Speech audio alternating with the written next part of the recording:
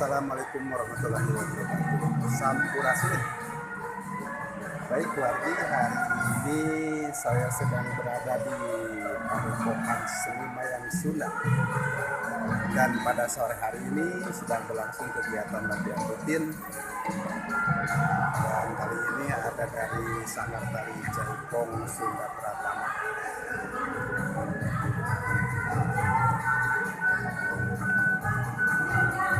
Kita lihat-lihat latihannya.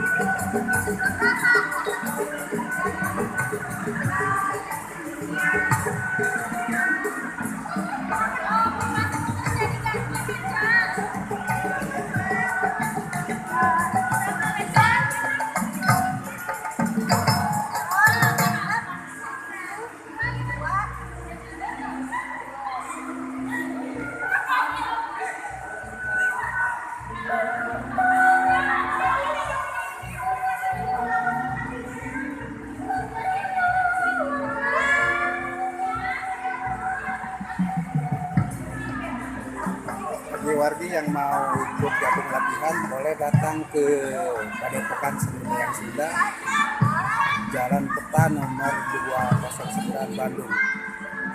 Dan kebetulan Sanggar Tari Sunda Pratama ini